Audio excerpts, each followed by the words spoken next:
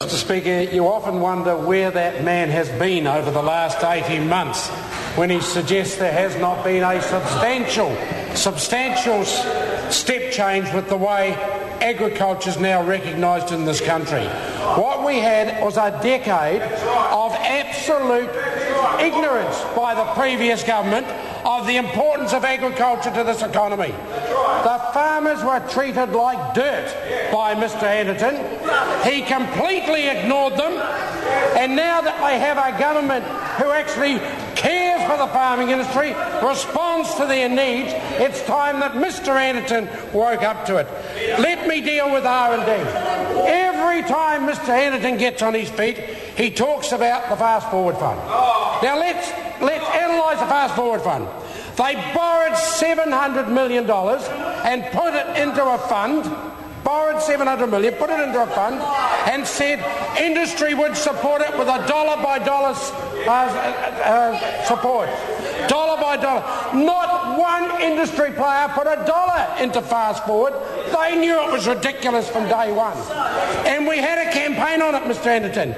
We went forward and campaigned to the farmers of New Zealand on the PGP, Primary Growth Partnership, and who won? Who won, Mr Anderton? Primary Growth Partnership, which now has $175 million worth of bids before it. $175 million worth of bids before it. Mr Chairman, last week I was down in Otago in the Ben Nevis range, a beautiful part of the country, 500 high country farmers there, and they are delighted with the performance of this government because, Mr Parker, this government actually respects they have a property right, and this government's not going to trample over their property rights.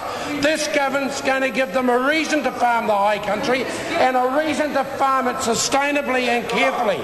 We're not talking about 600 or 6,000% increases in rent trying to force the farmers off their country.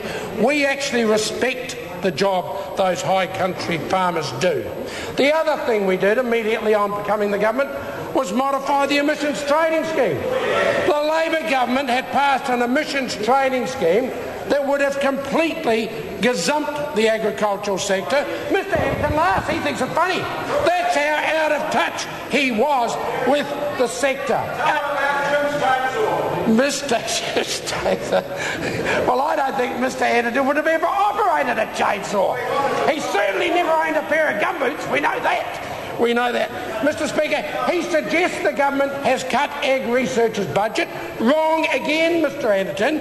We have not cut the budget to Ag Research. The farmers voted not to support their own wool levy, and that has meant more funding going into Ag Research, and Ag Research have responded.